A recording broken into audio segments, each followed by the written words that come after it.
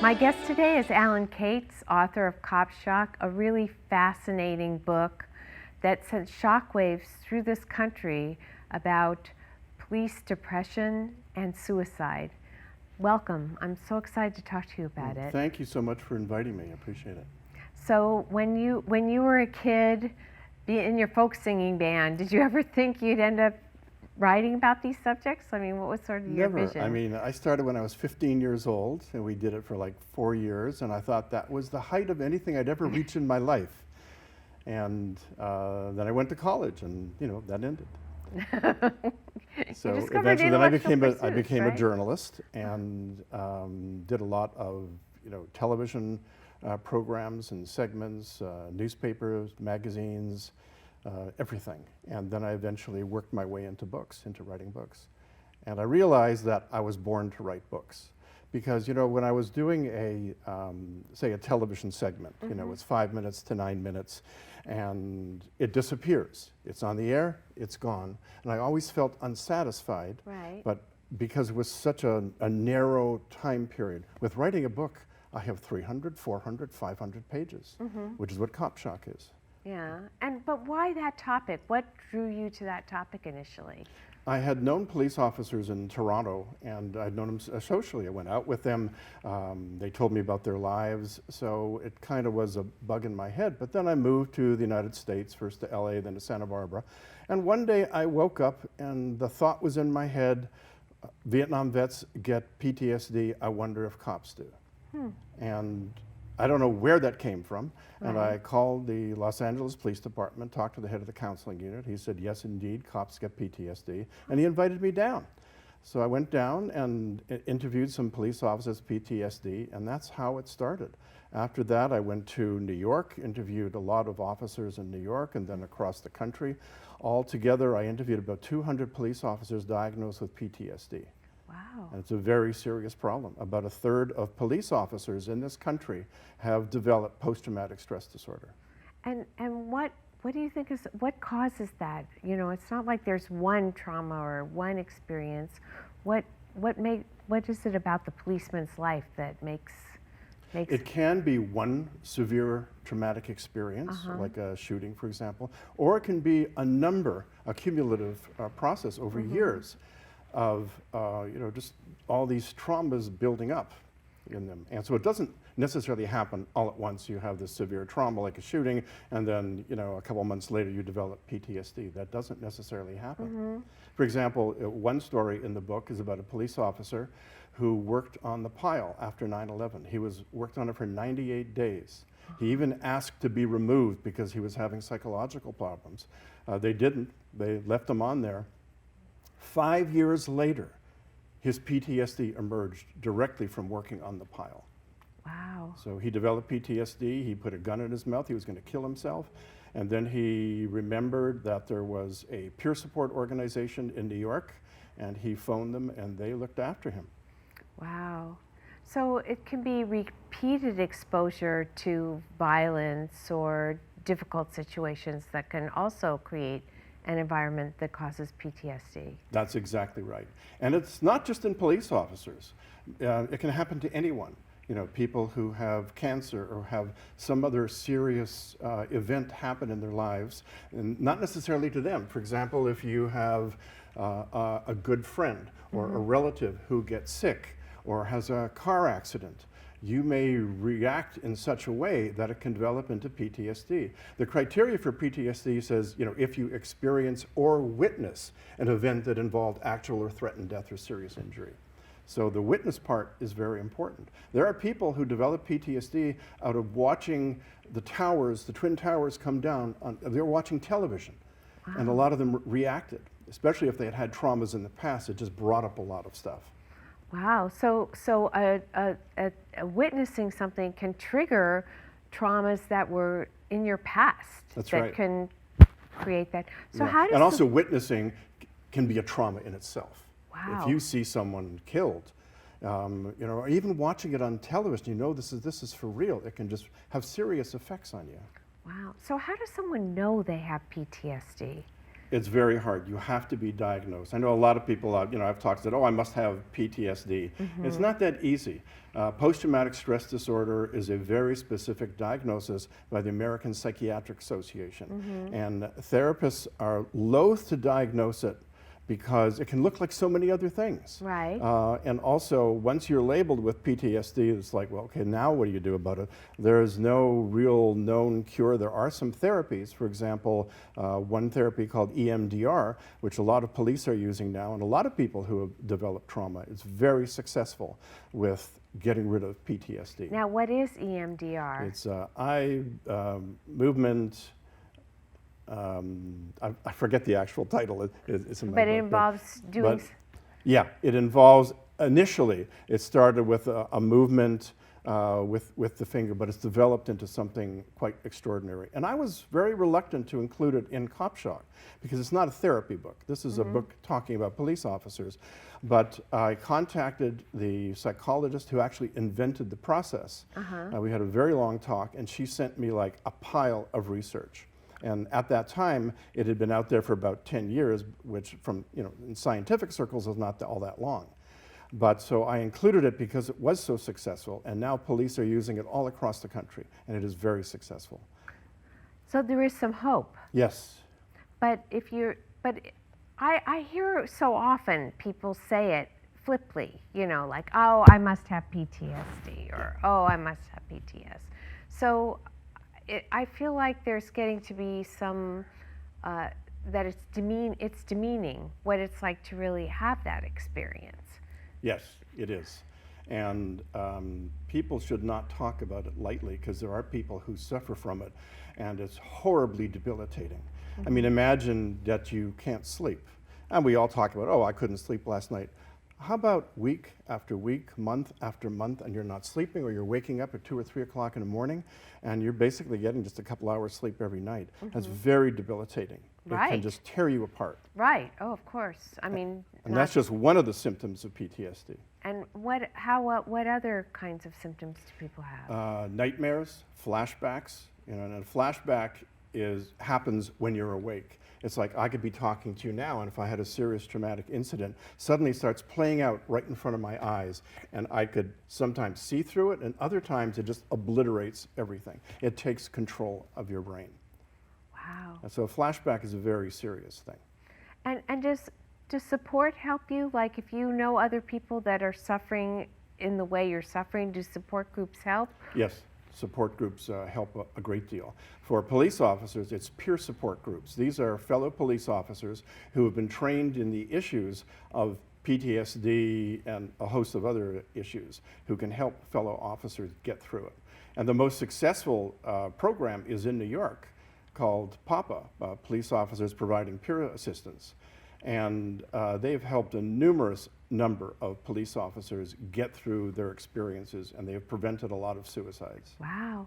But how do they deal with the risk? I'm assuming that if I were a police officer and I mentioned that I were having some of these feelings or fears, that it may make people think I couldn't do my job. That's exactly right. And that's why they hide it from the administration.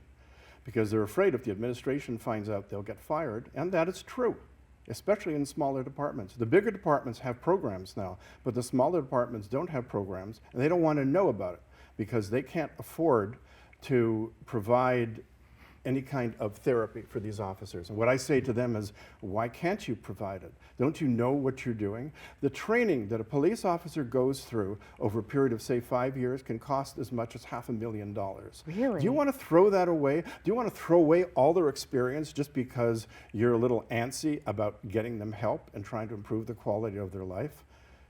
What officers need is a safe place that they can go to. They need an outside counselor, not somebody provided by the administration. That's where peer support groups come in. They can help get you to a proper therapist who deals in PTSD.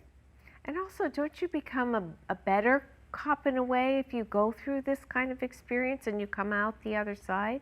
I absolutely agree with you. You get a great deal of insight into what people who you meet every day, what they're going through. And I think that's really important. Right. You may understand a victim better because you've had, you understand trauma, they're experiencing trauma. It just goes to reason that you would be more empathetic to the people that you're responsible for taking care of. That's right. And in one of the stories in the book about Bill Martin, who is a detective, he talks about, and this goes back to his childhood, he was raped by a man. Oh, God. And, but he said he's used that in his police work. He has talked to women, and the last thing they want to say is, they want to talk to another male, to a male. Right. And so he explains to them, well, I was raped, and this is how I felt.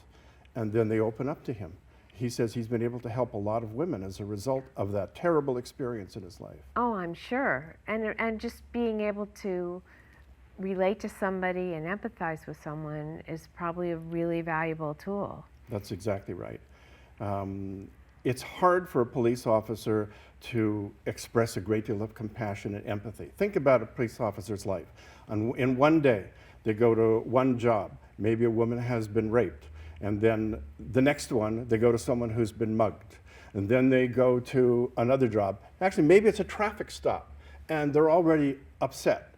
And they come to the, to the car door, and the guy rolls down his window, and he's wondering, what's wrong with this cop? Why is he so upset? Well, where do you think he just came from? Of course he's upset. Right. And he's been hiding his feelings. He can't show the victims his feelings. Right, and that person at the traffic stop may be rude or discourteous. Yeah. And, he's already trying to control himself. And then that could lead to an incident that maybe they had some support or training that they would better control. That's exactly right. And cops do an amazing job considering what they experience in a day. I went on a number of ride-alongs with cops in New York, in Los Angeles.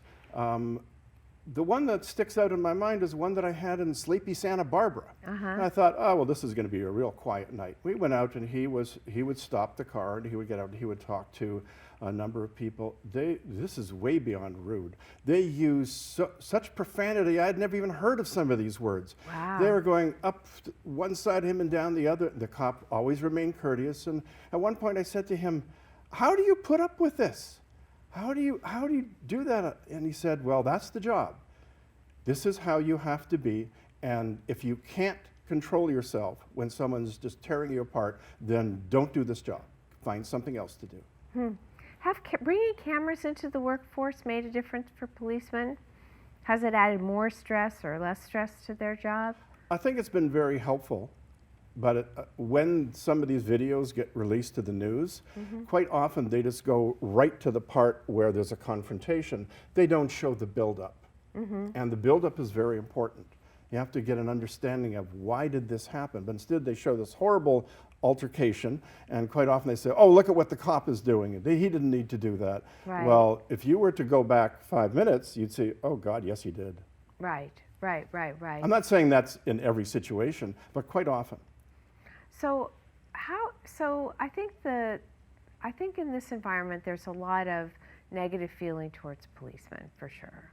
And even, and less so maybe first responders, but definitely for policemen.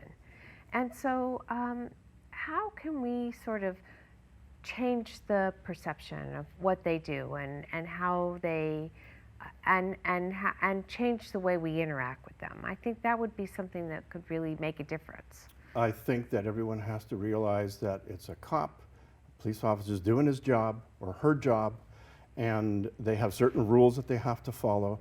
Just be human back. Don't be nasty to them. That's not going to get you anywhere. And they do things for you that you cannot even imagine. My wife died 3.5 years ago. She just collapsed, and the cops arrived seconds before the paramedics. And there were 4 sheriff's deputies. They stayed with me all night. And one cop in particular, he took the lead. He was obviously a veteran. He talked to me all night. He kept me sane. He kept me safe. I will remember him for the rest of my life because he showed such compassion and kindness. Wow. And people don't hear those stories, No. you know. It's only the bad that they hear, really. Yeah. You know, I mean, I think, and then they play a lot of roles. You know, they're involved in rescues. They were involved in fire, in protecting us people from the fires in the community I live in. Yeah. That was a really important thing that they were involved in.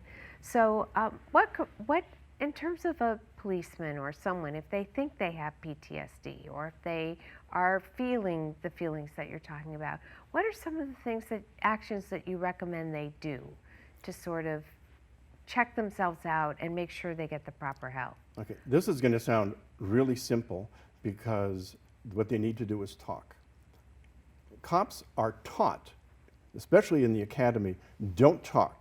Don't reveal your feelings, be professional. And so they take it to the nth degree where they don't talk to their fellow cops, they don't talk to their families because they don't want them to know about what they see every day.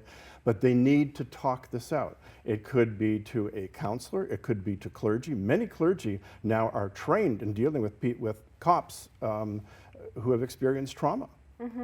I've talked to many police chaplains and they amaze me with their knowledge and how much police officers rely on them. They could have close friends, but they have to talk. They have to reveal their feelings. The best situation would be to go to a peer counseling unit where there are fellow cops and they're trained in this, and they can really help them a great deal. And if somebody's not a cop, the same thing applies. Yes, as a matter of fact, I give an instance in Cop Shock where the wife of a cop, because he was involved in a shooting, she developed PTSD, which was quite a twist. He did not. But she developed it. She didn't know what to do. But she went to at her work, they had a counseling unit. And it wasn't peer counseling, but it was a professional counselor. And she went to him, and she got through it. So there are a lot of avenues. People probably don't even realize where they work that these kinds of, this kind of resource is provided. So for people that are sort of feeling that they may have experienced stress or trauma, being able to have a safe place to communicate with someone is probably a good way to maybe take the first step to get better. Yeah, I'm glad you said safe place because that's really important. And it has to be an appropriate person in a safe place. And that's why cops need to be away from the department, away from the administration, and have to be with a counselor or someone who's not going to report them for something. Right, and the other thing you have to realize is it's not always a match. You need a match. So if at first you don't succeed, it's worth another try. That's exactly right. As a matter of fact, when I talk to cops, they say, well, I think I need to see a counselor. The first thing I say is, well, first of all, not all counselors are equal. Some are not experienced in dealing with trauma. So you've got to weed them out. That's the first question. Are you experienced with dealing with people with trauma and PTSD? Well, and if someone says, well, not really, then you've got to pass. And the other thing is, do a dress rehearsal. Talk to a counselor and say, okay, how about the first session is free? Because I want to get a feel for you as you do with me. Most counselors will say yes. Okay. Well, that's good to know because a lot of people don't know that. Yeah. And because you may feel from that one session, I don't think I can relate to this person. Right. So then move on to the next one and Right. just get a feel for them. Right. Because it's like a spouse, not everybody, you go on a lot of dates, but not everybody's a match for you, right? That's exactly right. And so, do your dress rehearsal.